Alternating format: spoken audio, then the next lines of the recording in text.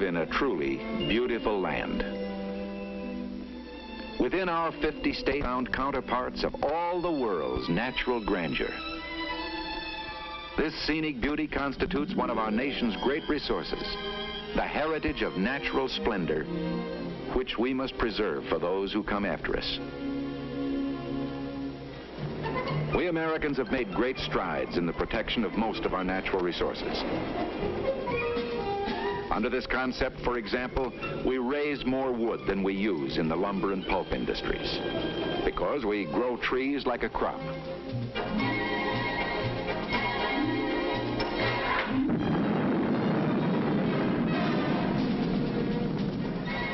To help conserve another vital natural resource, we are also constantly developing more efficient methods to mine and process our mineral-bearing ores.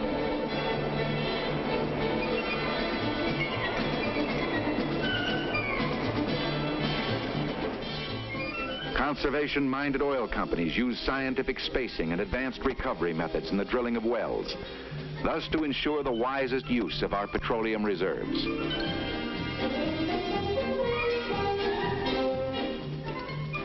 We practice the conservation of water resources for irrigation, which has turned dry, barren deserts into vast, productive gardens.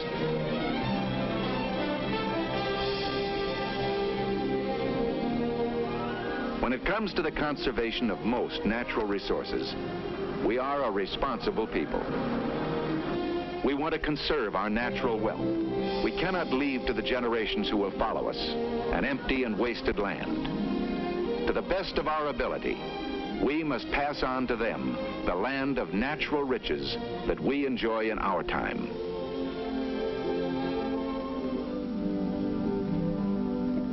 But there is one rich heritage that we use in a different, more personal way. This is the America of land and water, the glorious outdoors, which we use for recreation. This, too, we must regard as a great resource. We all enjoy this scenic heritage in our own way. We may rest our eyes and our hearts by a rippling stream or a quiet lake.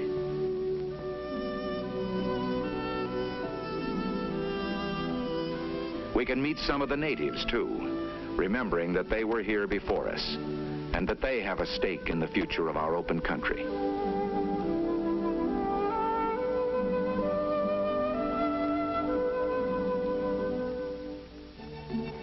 We can follow the sun to the beach, or we can enjoy ourselves in a more active way. We can do even better. We can capture wind and wave and bring them home with us on canvas.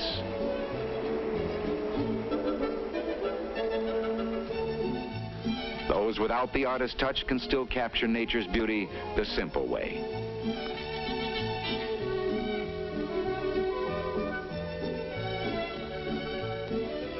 Some of us prefer the quiet stroll along wooded pathways, while others prefer the challenge of an exclusive view.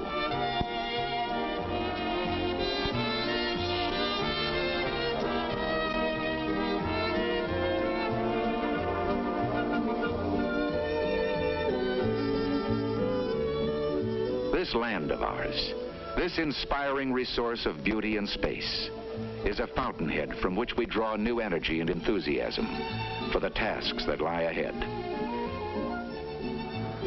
In a large and very real sense, America's scenic and recreation areas are one of our most important natural resources. But while we're a responsible people with regard to our tangible resources of forests and minerals, how do we treat this important resource for recreation?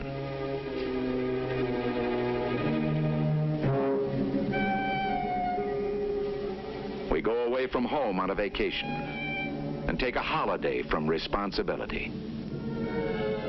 We launch a fallout of litter.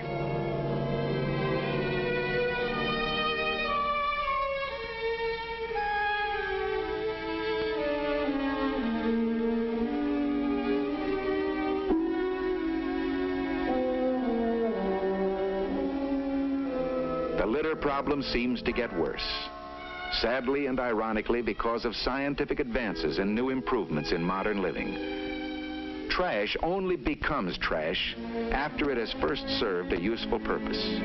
It becomes litter only after people thoughtlessly discard it.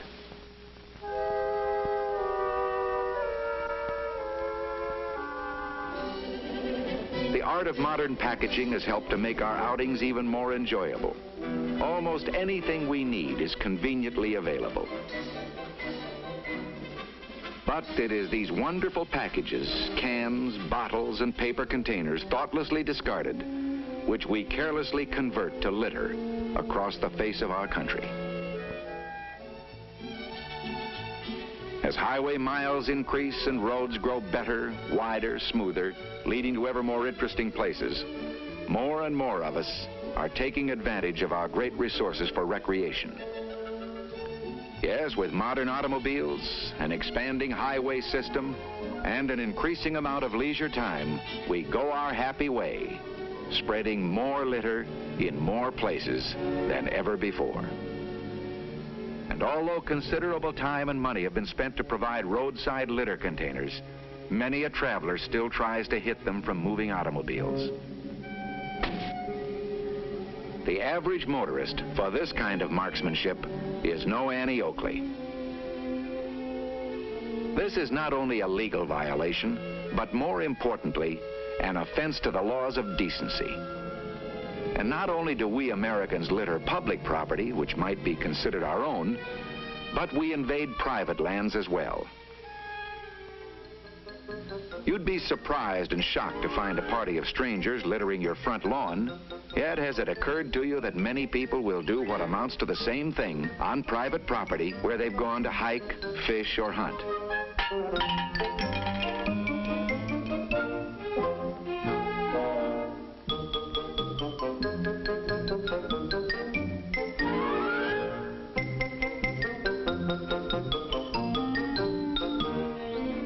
Man has always had an affinity for a lake or a stream, and for the continuing enjoyments they offer. Reclamation projects in many parts of our beautiful land have created scores of new water playgrounds. With a multitude of new marinas available, thousands of enthusiasts have a reason for wanting a boat. The interest in water fun is booming, but so is the accumulation of litter.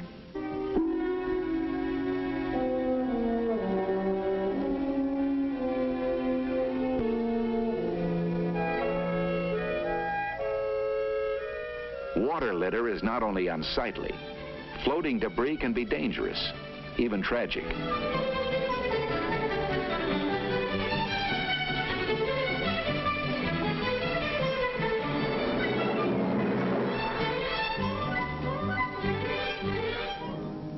And litter can be a very real danger on land as well as water.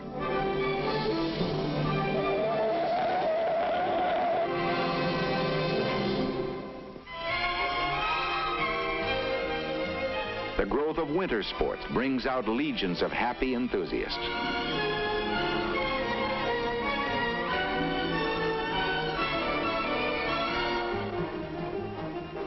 Many of these snow-loving sportsmen help make litter a year-round problem.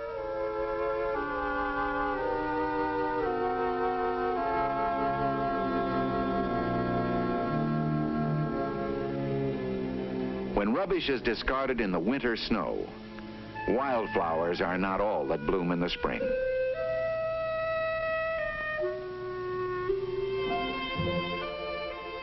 In many areas, the growth of our civilization has changed the landscape. But much of the beauty of the North American continent is just as the discoverers and pioneering settlers found it. Except for the special touch we have added.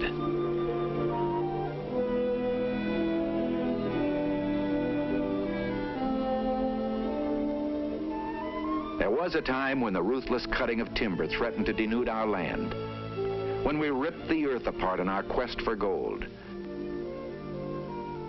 and when we over-drilled our oil fields, when our water ran wild and destructive to waste itself in the sea. But as responsible Americans, we did something about it. Through a continuing program of public education, we are learning to protect the nation's wealth of natural resources. All except our priceless resources for recreation.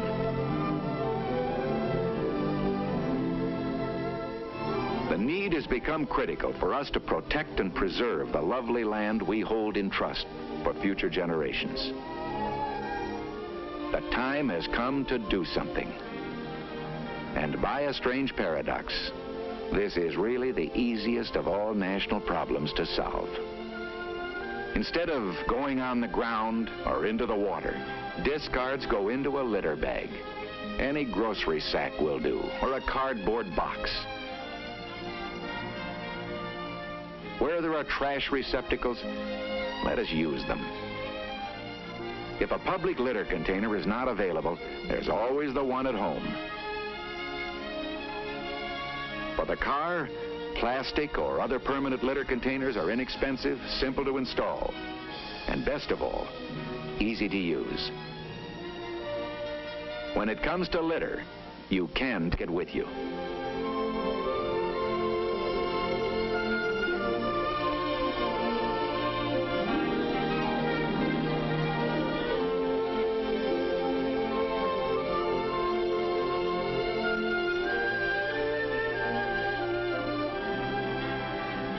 What can we do to beat the litter bug habit? Two things. Individually, we can make an effort to avoid littering and set a good example for impressionable people, such as the younger generation. Next, we should remember that group effort is simply individual effort multiplied. Many responsible organizations are sponsoring cleanup campaigns in an effort to solve the litter problem.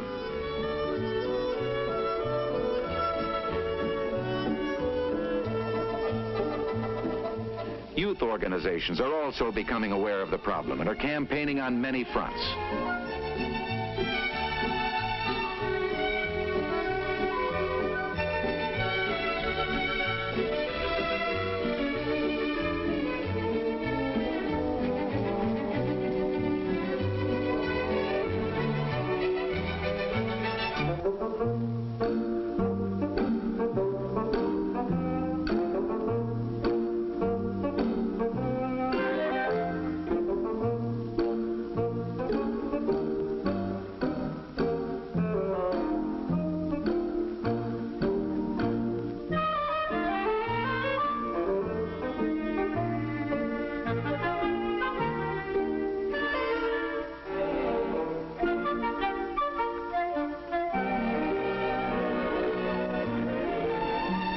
Responsible organizations such as Keep America Beautiful Incorporated, who are sponsoring educational campaigns, and others who are providing disposal facilities, have shown that the war against litter can be won. Among individual efforts, it's well to remind hunters and fishermen that they can do themselves a favor by always asking permission to use private lands. They repay the owner's kindness by cleaning up and taking their litter with them.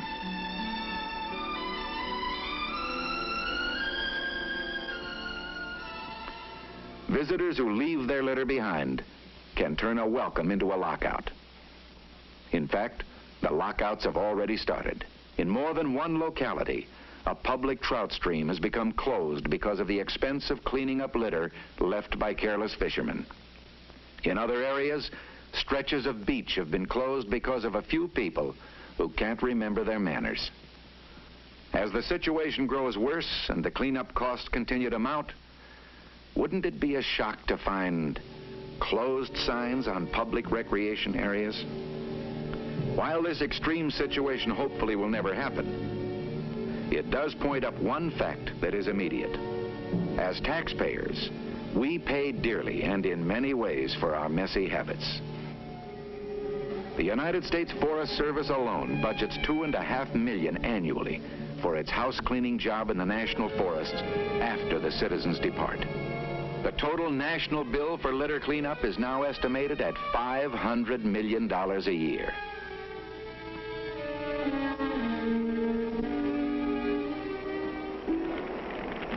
Authorities also tell us that 60,000 brush and forest fires a year can be traced to the trash and litter problem, where dry litter is easily ignited by discarded matches or burning tobacco. And 30% of these fires are caused by people attempting to burn accumulated trash and litter in wooded areas.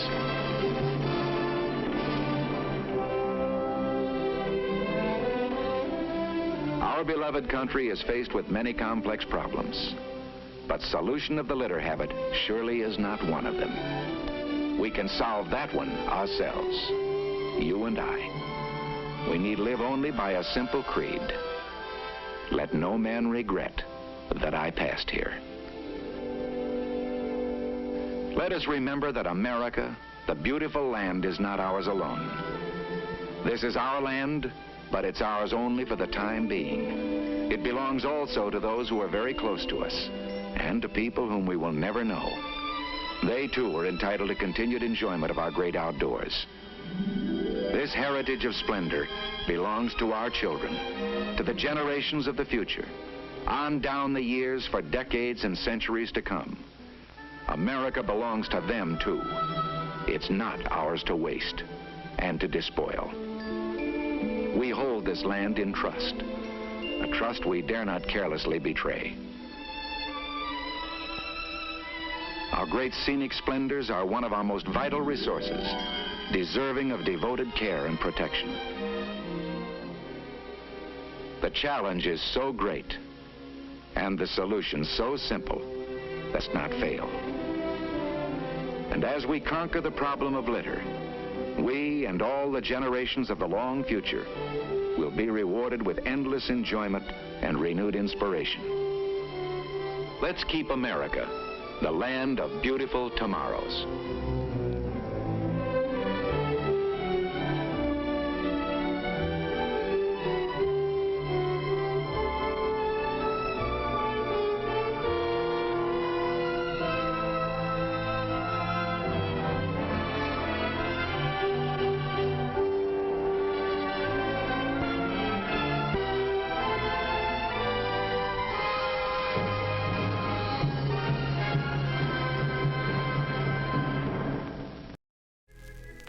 You're watching Sleepcore. Pleasant dreams.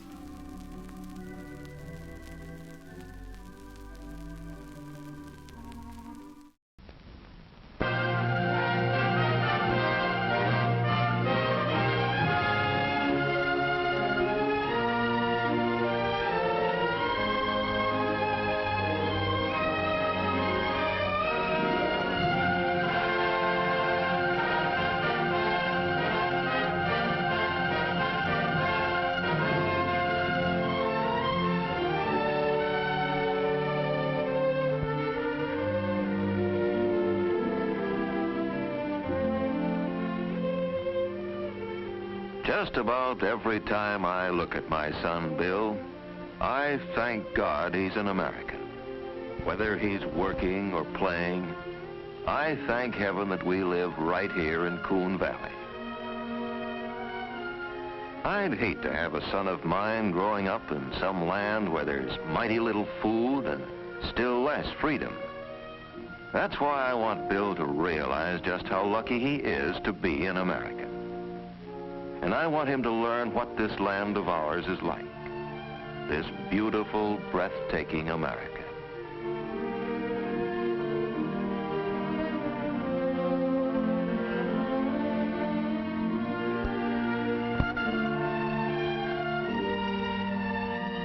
I want Bill to see as much as possible of this land of infinite wealth and boundless opportunity.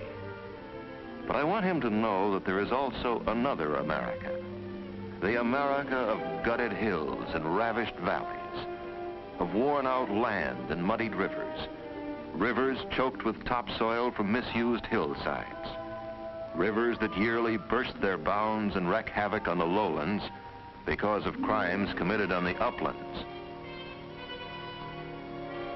I want Bill to learn what ignorance and greed can do to our land. And I want him to know that he can hope for a life of freedom and prosperity and happiness only if we care for our resources and guard our liberties.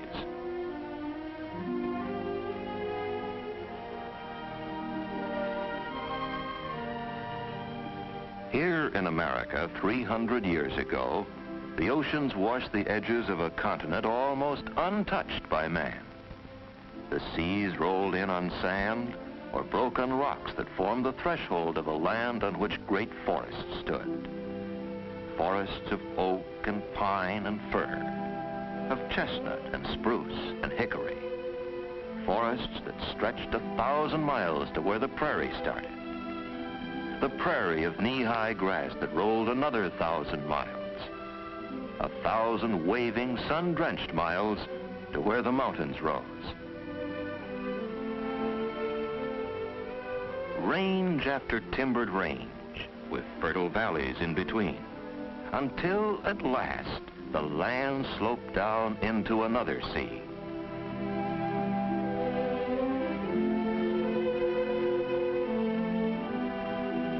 Between her two oceans, the land held everything man could need. Besides timber and grass, there was the bright water of quiet lakes and the clean water of running streams. There was wildlife enough to last until the end of time.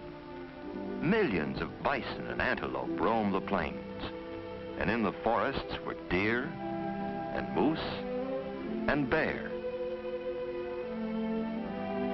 Bighorn sheep lived in the mountains. Beaver abounded in the streams, and ducks and geese swarmed in the marshes.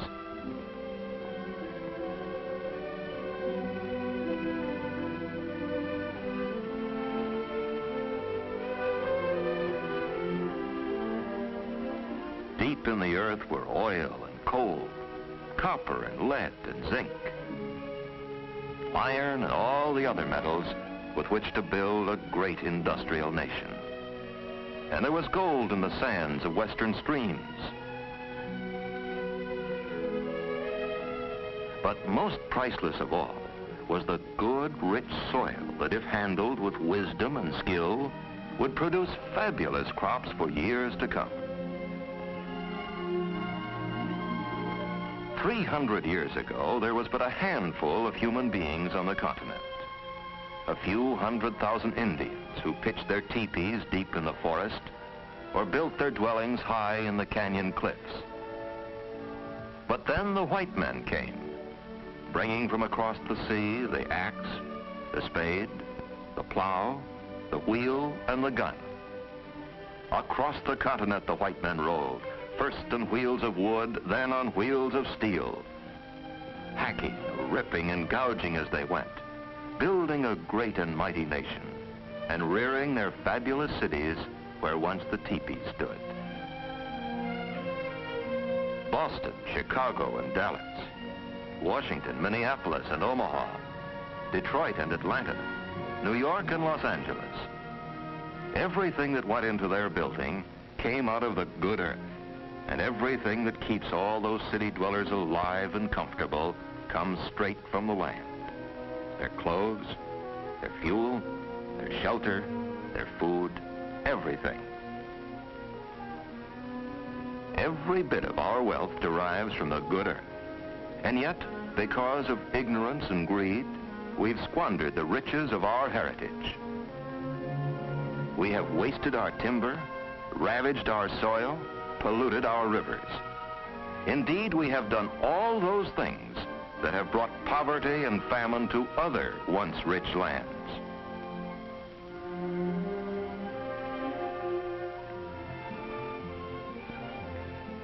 One of America's richest resources was her forests. Except for the grasslands, forests covered the whole country, and it was hard to believe that there could ever be a shortage of trees, big trees, from which to make fine lumber. Indeed, to the early settlers, trees were a nuisance, something to cut and burn to make room for corn and cotton and tobacco. Crops grow now on millions of acres that once grew trees. They grow not only on flat land suitable for corn and cotton and soybeans, but also on steep hilly land that never should grow anything but trees or grass. The early lumbermen generally left the land a desert of cut over and burned over hills, from which rainwater now flows with a rush, washing unprotected soil down into the swollen, flooding rivers. Today, we are handling our forests more intelligently, but we are still harvesting timber faster than we are growing it. From Maine to California, the mills are humming, for the demands on our forests continue to increase. Houses and barns and churches, tables and chairs and fences, boats and boxes, newspapers and magazines, telephone poles and baseball bats. They all come from our forests.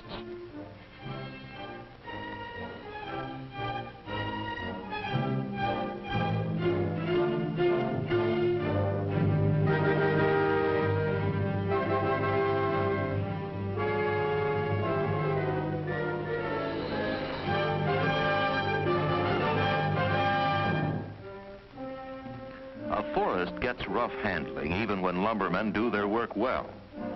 But trees are a crop that will die of old age and just go to waste if left unharvested.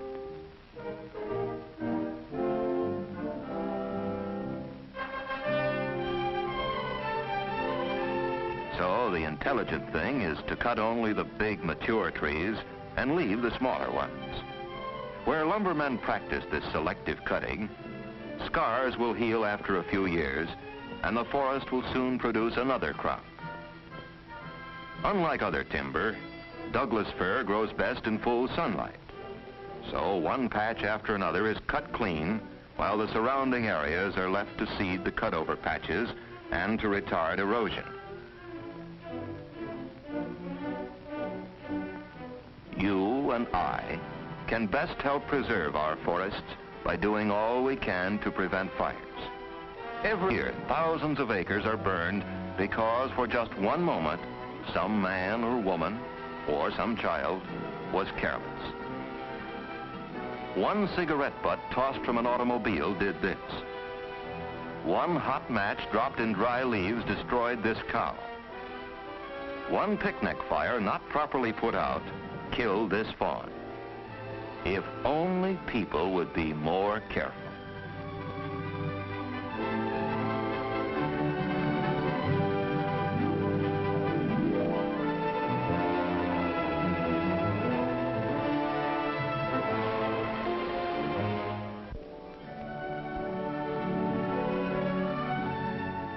When the first white men landed at Jamestown and Plymouth, this country had 700 million acres of grassland, much of which was grazed by bison, but grazed so lightly that in many places the grass grew waist high. This grass died and decayed, enriching the soil, so that each year more tall grass grew. In the days of the bison, the streams that drained the grasslands ran bright and clear. The Yellowstone and Cannonball, the Mussel Shell and the Tongue, even Powder River and parts of the Missouri. But the white men destroyed the bison and put cattle and sheep on the grasslands. Too many cattle and sheep. So slowly but surely, the good grass disappeared. Until now, much of our western range grows only sagebrush and cheatgrass, or nothing at all. So now, look at these rivers, the Yellowstone, the Cannonball, and the Mussel Shell, the Tongue, and Powder River, and the Big Missouri, the Big Muddy we call it. They're loaded with silt, every one of them. They run toward the sea carrying the lifeblood of the nation, our irreplaceable topsoil.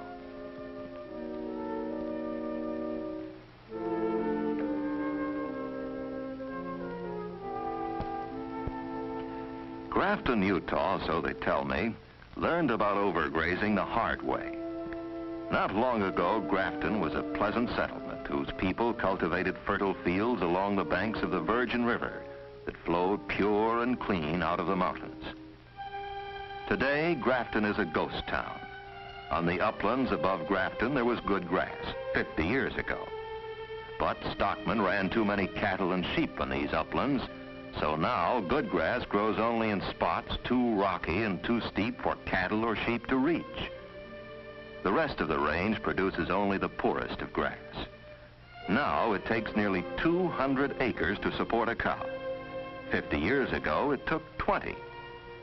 Now, when a deluge hits, there is no vegetation to soak up the rainfall, so the water goes downhill with a rush, tearing at the land, ripping out great gullies, carrying away thousands of tons of good soil.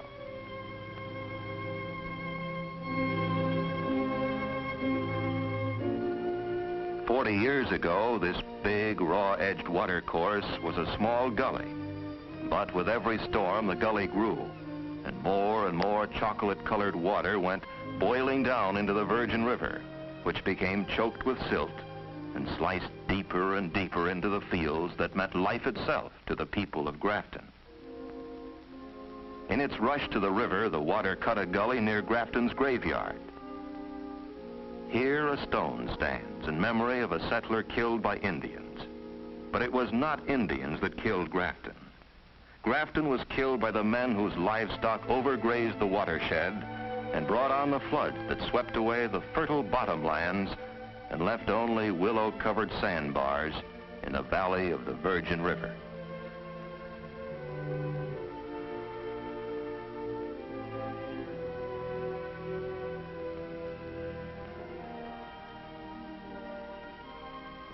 Under a protective covering of trees or grass lay our soil, the richest of our resources.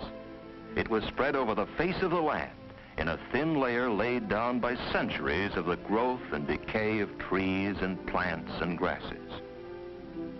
While it was covered with vegetation, the soil was safe from destruction or damage, ready to produce food for the nation in vast abundance, so long as the soil was treated with wisdom and skill.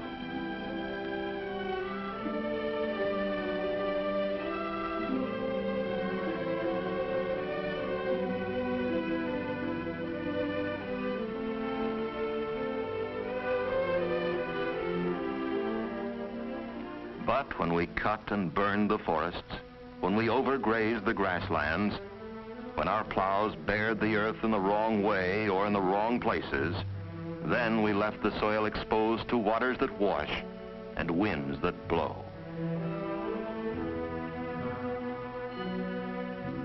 Water is a force so powerful that even on gentle slopes, it can leave the stones but carry soil down the furrows to the lowest parts of the field. While in hillier sections, water running down the furrows of a cornfield will tear out a great gaping gully.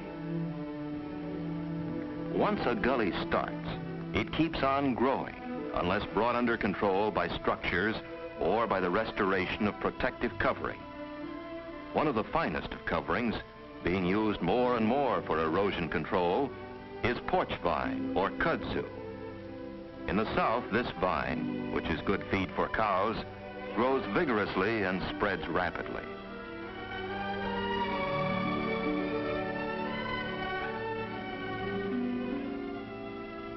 Not only is kudzu a soil binder, but it is also a soil builder, an amazingly rapid soil builder.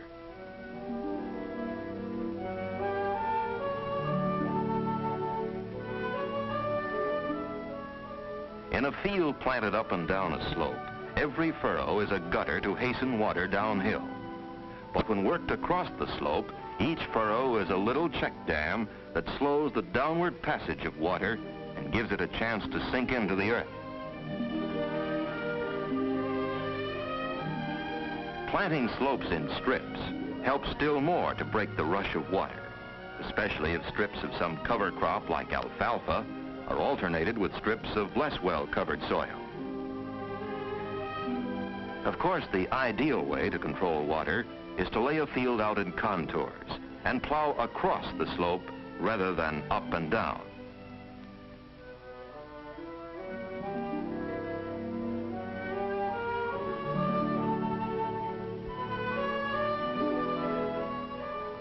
In some fields, heavy rain may even cut through contour furrows and can be stopped only by a terrace.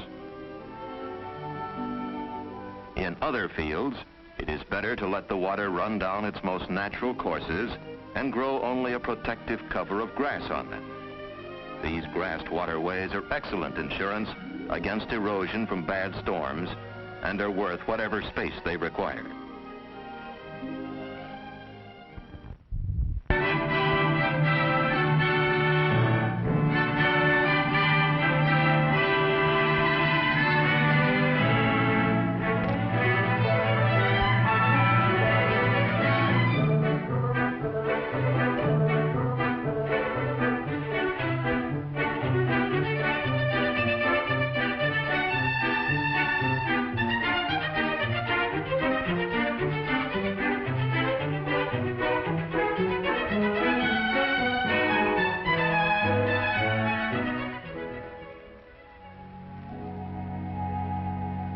It was still winter when we moved out of the city into our new house, and I remember how I used to stand staring out across the fields, waiting for spring to come.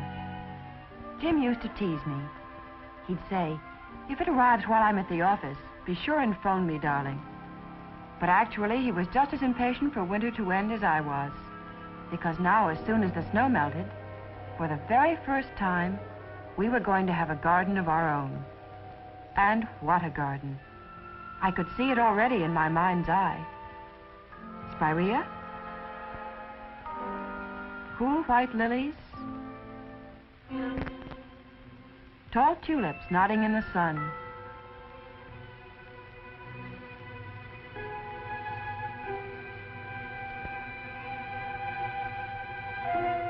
and iris that would outdo an orchid. Spring must have arrived while I stood there dreaming. All of a sudden, everywhere you looked, buds began to swell and burst open.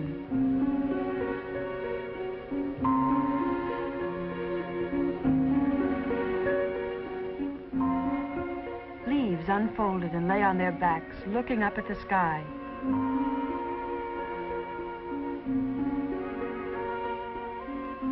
Every wind carried the smell of damp earth and the wet bark of trees drenched by soft spring rain. Now came the moment we'd waited for so long.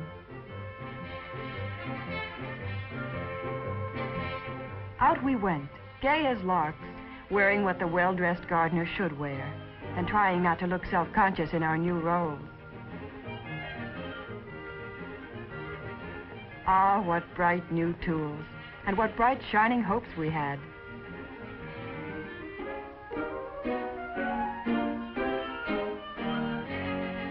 Brand new gloves over our tender city hands.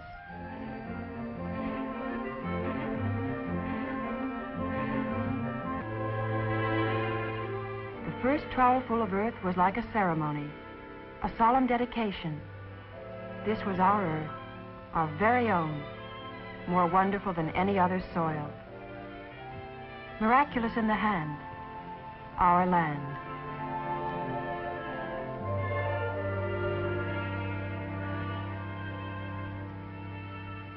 We really felt sorry for them. One look was all we needed to tell us that this charming young couple didn't know which end of a bulb was up. Thought we'd be good neighbors. Tell them what they're up against. Give them a little friendly advice.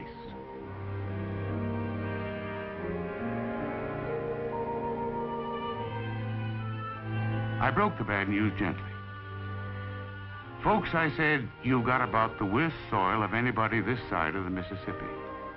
It's so full of clay you could make bricks out of it. And I ought to know. I watched those bulldozers scrape it up when your house was built.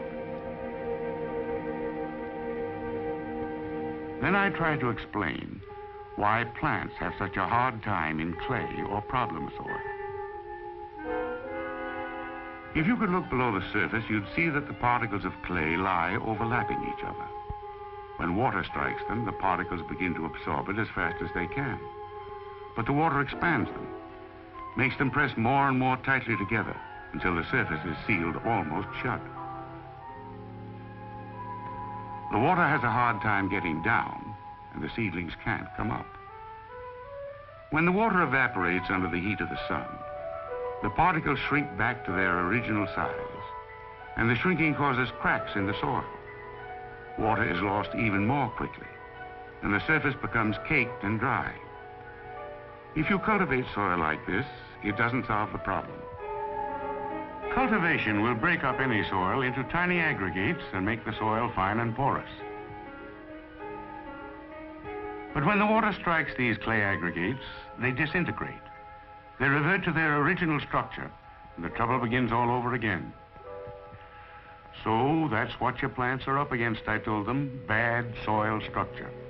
Well, sir, the young lady got a funny little hurt look on her face, and her voice quavered. Thanks very much, she said, but I think it's just lovely soil. And off she went. What can you do? Some people have to find out the hard way.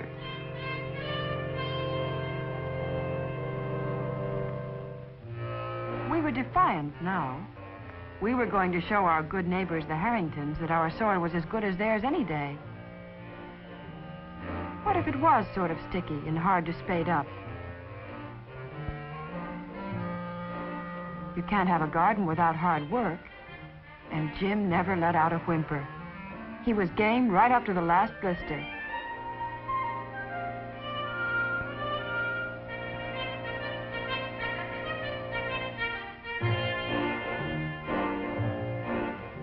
Finally, the soil was ready.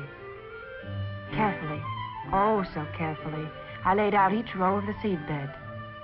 Just the proper depth, the way the book said. I took a last look to make sure I hadn't made any mistakes. Then, the big moment. In went the seeds that were to become such beautiful flowers.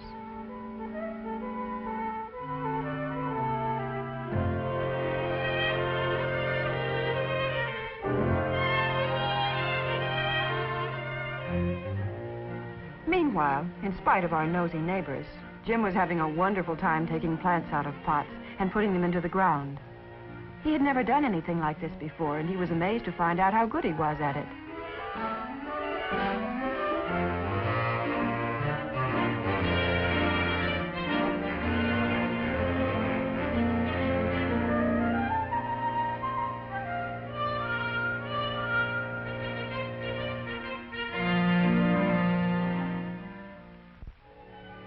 The weeks went by. Never had there been such a perfect spring. Flowers by the million blooming everywhere, except in our own garden. Even our most promising plants had turned brown and sickly. Still, we did have one prize bloom, a lovely, lonely, brave little dahlia that we'd grown from seed. And as though nature resented even this small victory, up came a storm.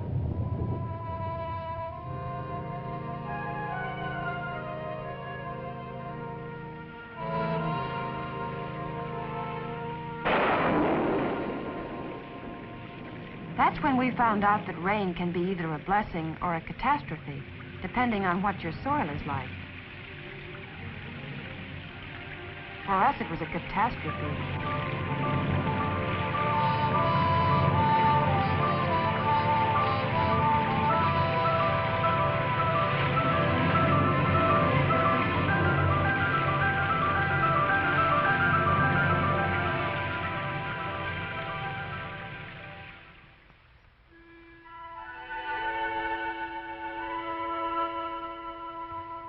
When the storm finally stopped, we went out to see what the damage was. The rain had torn deep gashes in our soil. It had flooded the plants and stayed there in muddy puddles. We walked like a funeral procession through a swamp.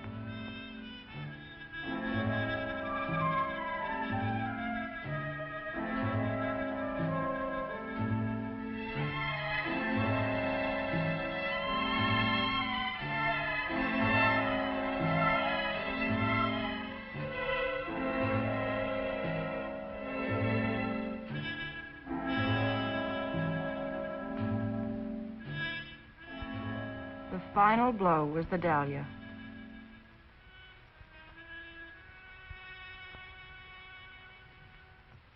The storm didn't seem to have bothered Mrs. Harrington at all. She was out picking flowers.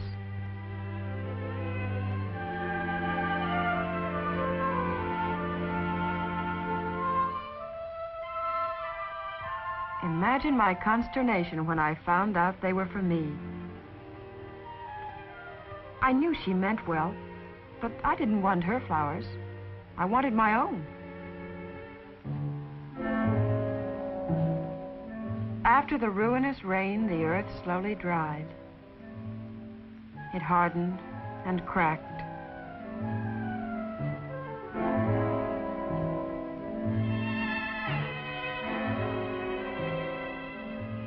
By now, we were completely disheartened.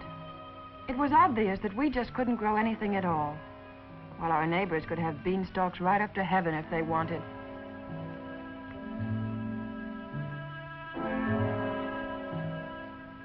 How did they do it? Well, why not ask them?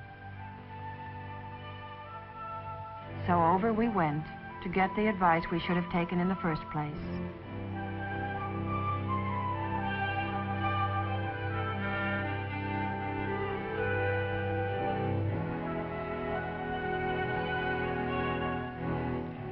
Well, up they came, sort of right around the ears, and told us their tale of woe.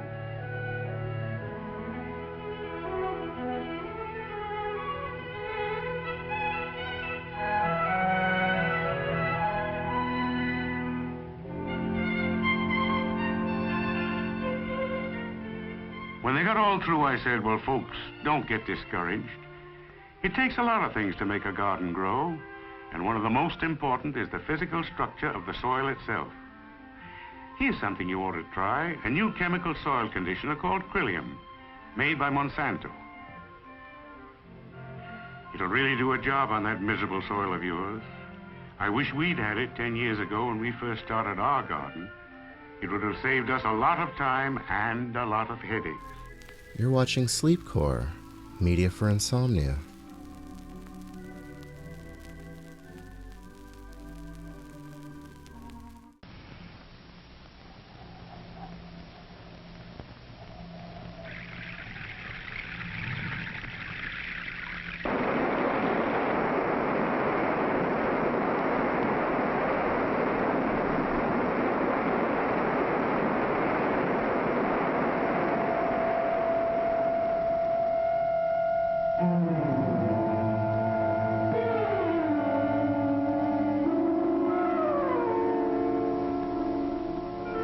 An untouched land, an incredible land, and we changed its face.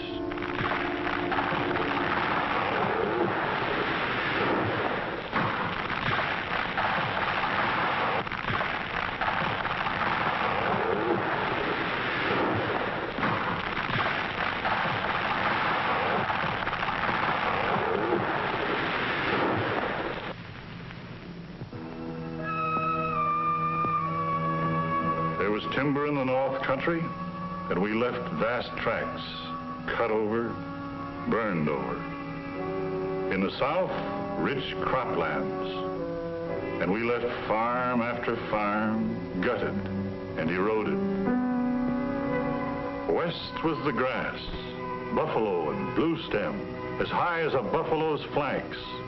From Jamestown to the present, we changed the face of a continent, for good or for bad, and we're still at it.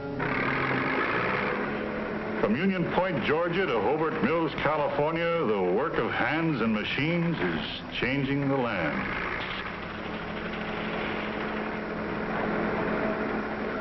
But what does erosion control in Georgia or a big dam going up in the Dakota Hills have to do with city folks?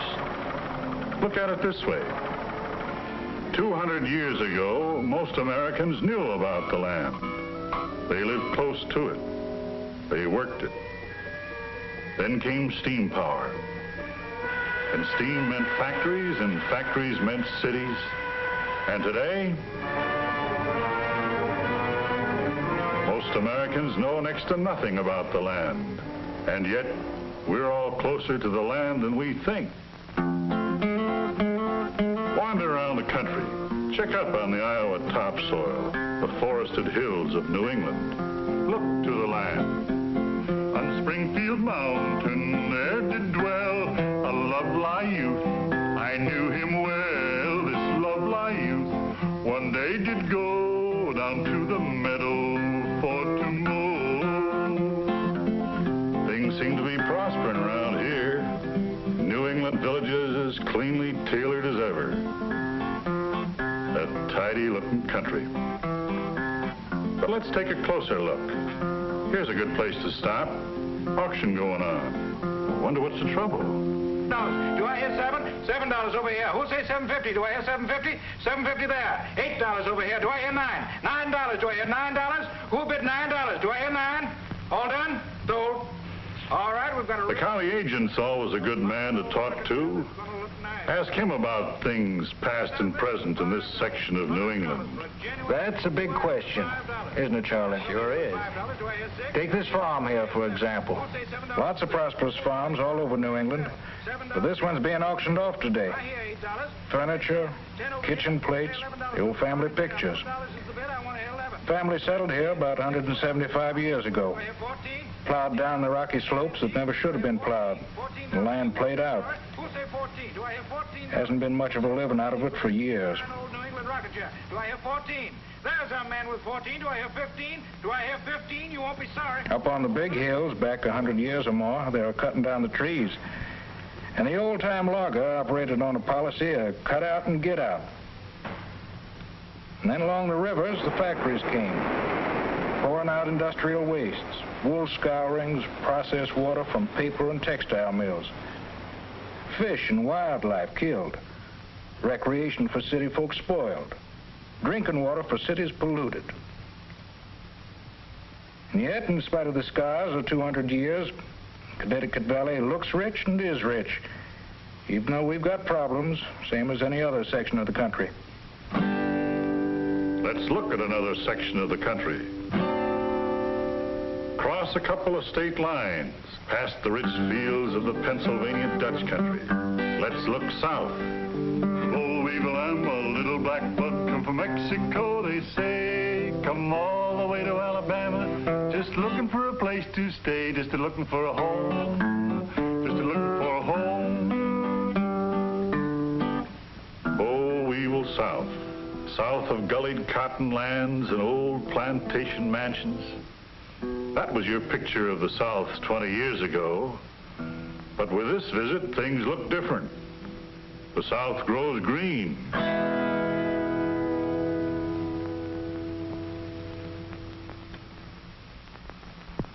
Things have changed. Stick around, maybe you'll find some answers. Hitch another ride.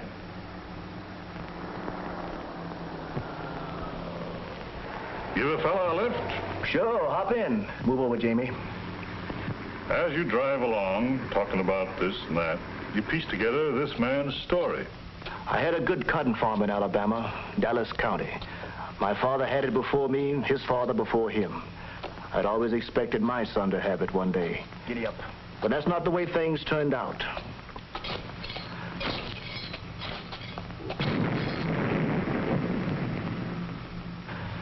Giddy up.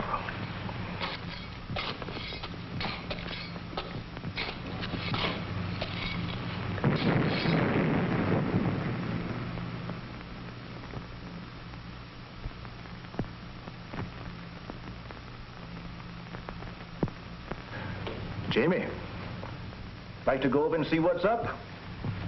Gee, that'd be wonderful.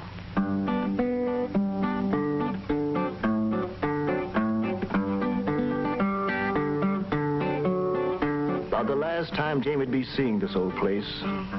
Belonged to a family that used to own all the land around here. There it is, Jamie. Yes, sir. A big dam was going up in the valley. A mighty big one. A lot of land was to be flooded. Our land, too. Of course, we got a good price for our place. That helped some. But it didn't make it any easier to leave my farm, dam or no dam. I always liked farming. Guess I was born to it. Got it from my father.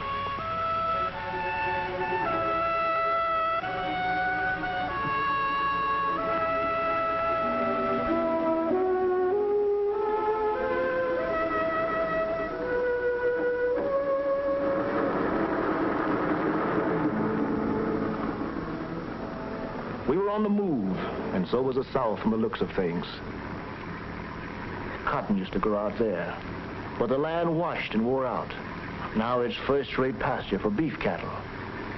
Cotton's still important to the South, of course, but with a lot of changes. There are a lot of tractors and mechanical cotton pickers. Same goes for factories. You see spanking new ones all over. Could have worked here, a lot of other places. But I want to try a few things before we finally settled. First off, the older boy and I got a job planting pine seedlings on worn-out cotton land. Farmers were taking to planting pine as a crop. It was a good crop, as I found out.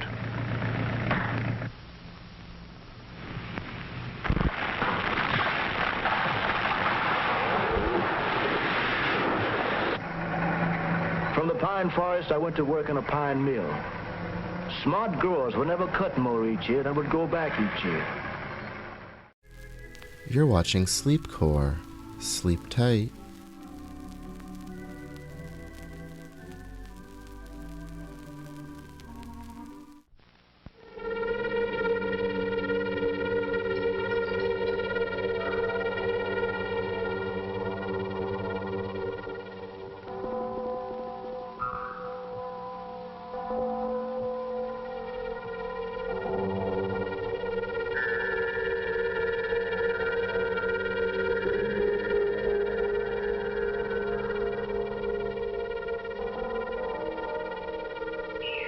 It is cold, airless, forbidding.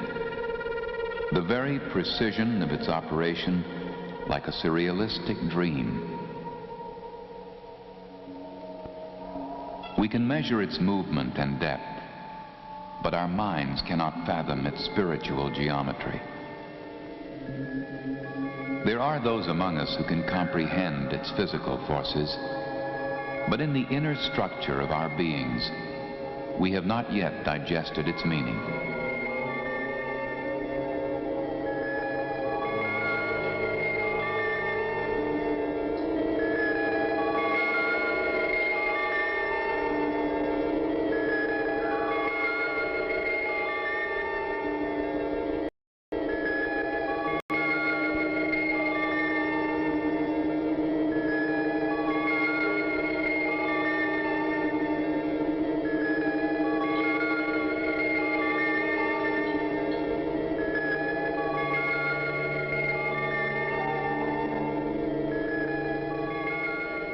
Impressions of our Earth from space.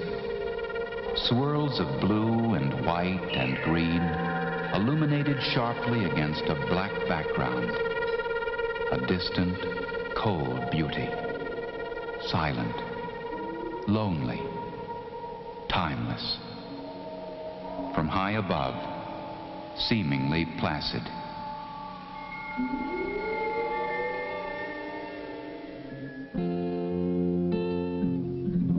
Another more familiar view of Earth, closer, warmer, rich with sound and splashes of color. Timeless too in its way, and also seemingly placid.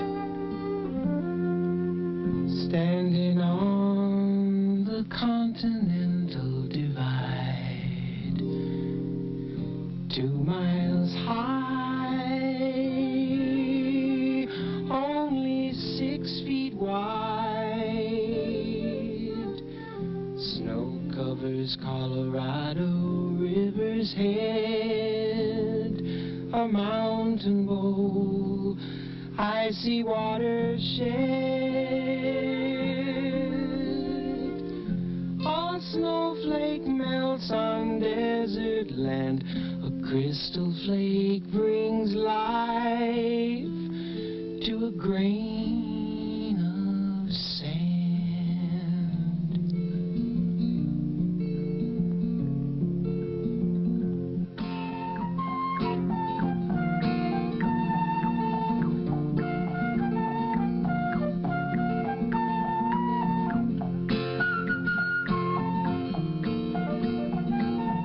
A veneer of gentleness hides constant, restless turmoil.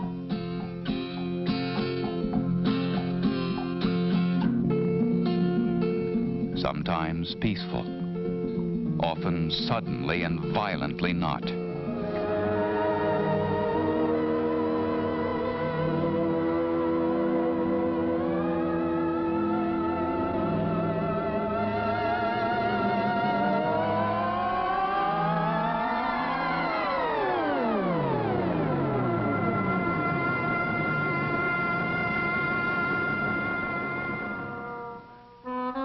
In a very real sense, the Earth has 2 completely different personalities. One temperament seems calm and benign, well in control of the forces locked within the Earth or playing around its biosphere. The other is a hard, hostile, often deadly nature, a nature racked and tormented by these same forces rampaging out of control. Given names by man, these forces are called tornadoes, tidal waves, earthquakes, hurricanes, blizzards, floods.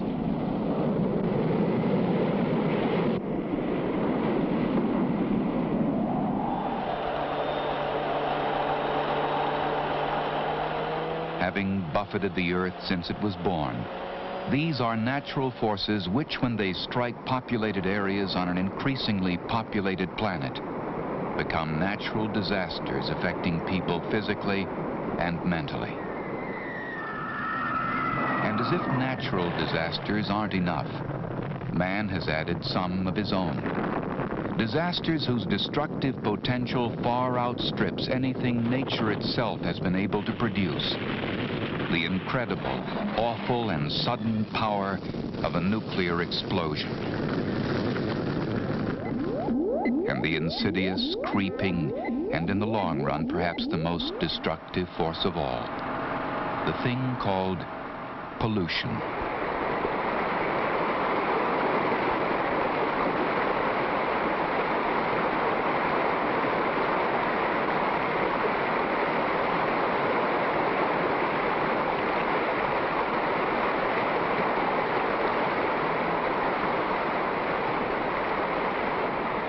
Finally, the forest fire, a hybrid whose origins can be natural, a stroke of lightning on a summer's evening, or man-made, the terrible result of a single act by a careless person, or worse, the terrible result of a single act by an arsonist.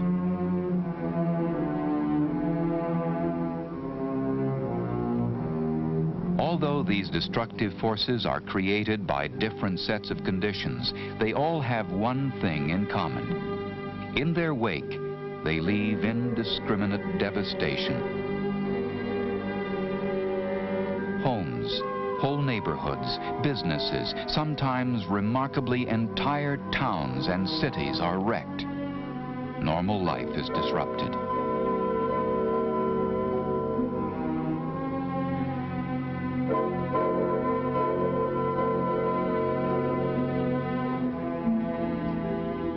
And perhaps worst of all, the frailty of human life is exposed. The power of these forces is so enormous that bodies are broken as easily as children's toys, and lives are snuffed out with as little effort as it takes to extinguish a candle. But it is not enough merely to know about the power of these forces. One must also understand the significance of that power, because it is from such an understanding that it can hurt you, both physically and mentally, that preparation to minimize their effects, at least on people, must begin.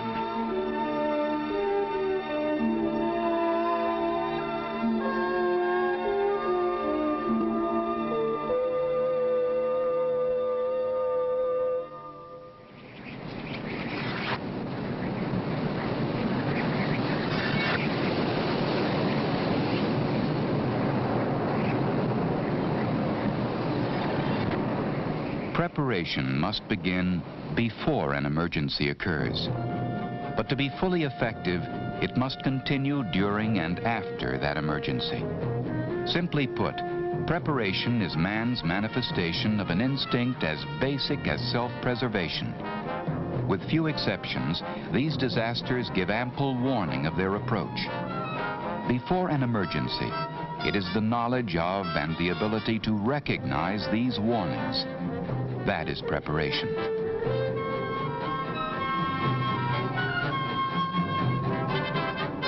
During an emergency, it is the translation of that knowledge into the proper course of action. That is preparation. It is common sense to listen to the radio to get accurate information on what to do and what is happening. That is preparation. After an emergency, it is knowing precisely what to do. That is preparation. Taken together, these things and others add up to complete preparation. And while there is no guarantee that they will ever be needed, there is no guarantee that they won't either. In an emergency, they offer you your chance to live.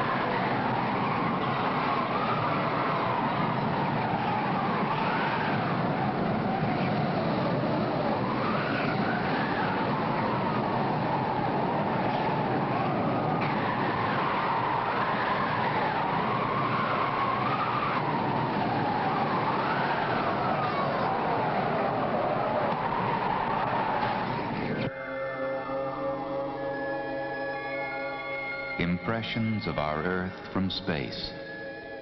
Swirls of blue